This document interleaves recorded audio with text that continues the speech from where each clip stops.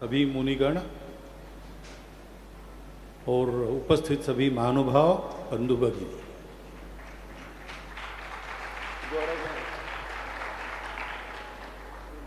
16 का दिवस हम 13 को मना रहे हैं।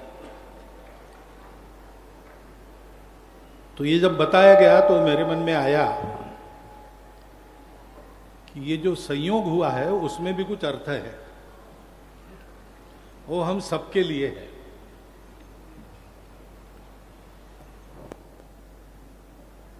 पूर्ण जो अंक है वो तो 0 है, और हम अपने आप को एक हस्ती समझते हैं, भौतिक दृष्टि से तो है ही। तो हम सब लोग एक एक है।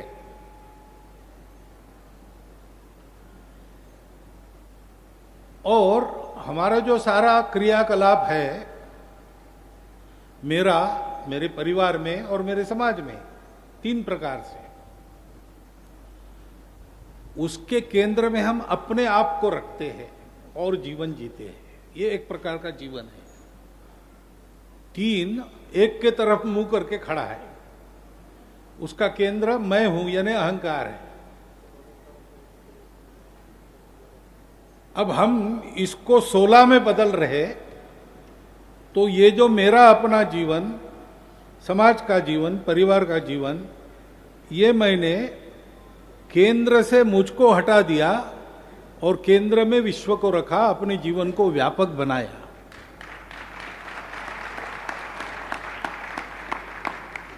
तो आज हमने एक मजबूरी के कारण, मुझे समय नहीं था 16 को, इसलिए कहा कि आज मनाएंगे, लेकिन हम सबको 13 से 16 बनना है।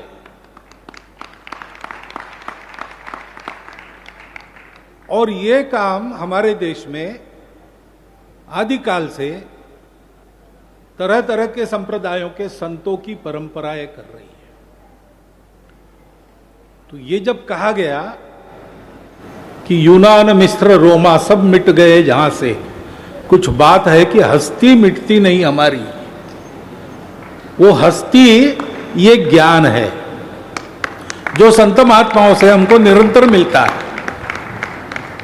अध्यात्म का ज्ञान है जो बाकी सृष्टि को पता नहीं था, बाकी देशों को पता नहीं था, हमारे पूर्वजों को पता हो गया। तो उसके कारण हमारा देश दुनिया को समय समय पर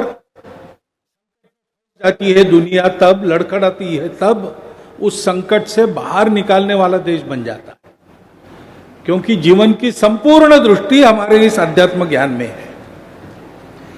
जीवन की वास्तविक दृष्टि हमारे इस अध्यात्म ज्ञान में है। हम सब लोग संघ जैसे संगठन, हम भौतिक क्षेत्र में काम करते हैं, लेकिन हम भी काम कर पाते हैं, और हिंदू समाज, अपने देश का समाज अपने को इसमें सहयोग करता है, धीरे धीरे अपने आप को बदल देता है। इसका कारण क्या है? क्योंकि युगानुयुग से हमारे देश में संत, महात्मा, मुनिवर सब लोग समाज को ऐसे तैयार कर रहे हैं। तो बाहर के दुनिया के भौतिकता की, जड़वाद की, उपभोक्तावाद की आंधियां आती है जिसमें बाकी समाज नष्ट हो जाते हैं, लेकिन वो लहर हम पर से आकर चली जाती है, हम वैसे के वैसे कायम रहते हैं। इसका कारण वो अध्यात्म का ज्ञान है, और ये संतों के उपकार है। और इसलिए अपनी श्रद्धा को यहां निवेदित करना और संतों के उपदेशों को अपने जीवन में उतारने का प्रयास करना, ये काम हमको करना पड़ता है। हम ऐसा करेंगे तो सामान्य समाज भी उसी वातावरण में वैसा बदल जाएगा। सदा ऐसे होता आया है और आज भी ऐसा हो रहा है।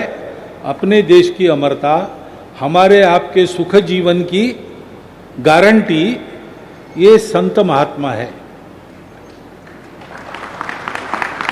उनके द्वारा अध्यात्म का ज्ञान, अध्यात्म के प्रकाश में व्यावहारिक ज्ञान भी। अब मुनिवर इनके सबके गृहस्थी वगैरह नहीं है, गृहस्थी का अनुभव आपको ज्यादा है, ऐसा आपको दिखता भी है और लगता भी है, लेकिन गृहस्थ जीवन में भी कैसे होना चाहिए, इसकी सटीक सलाह संतों से मिलती है। और इसलिए ऐसे संतों का अस्तित्व चिरकाल रहे, ये हमने प्रार्थना नित्य करनी चाहिए। सत्संग, संतों का संग, सत्पुरुषों का संग, इससे भी आदमी तर जाता है, ऐसा अपनी परंपरा में कहते हैं। उसका कारण यही है, मूल वहां है।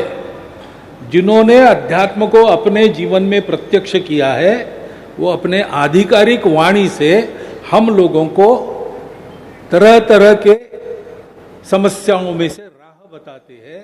अध्यात्म रहती है, सही राह रहती है, ऐसे हम है। इसलिए हमारे देश की अमरता का रहस्य इसमें है। और जब तक हमारा देश है, तब तक दुनिया का सब ठीक रहेगा, क्योंकि है देह विश्व, आत्मा है भारत माता, सृष्टि प्रलय पर्यंत अमर यह नाता। ये वास्तविकता है।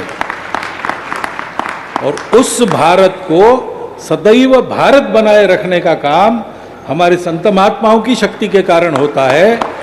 उस शक्ति के उपकरण हम बने, इतना एक अनुरोध आज के इस दिवस पर आपके सामने रखता हूं। और हमारे आचार्य समय सागर जी महाराज के चरणों में इस दिन के निमित्त सब प्रकार की शुभकामनाएं रखता हूं और उनसे आशीर्वाद की कामना करते हुआ अपना वक्तव्य पूर्ण करता हूं। बहुत बहुत धन्यवाद।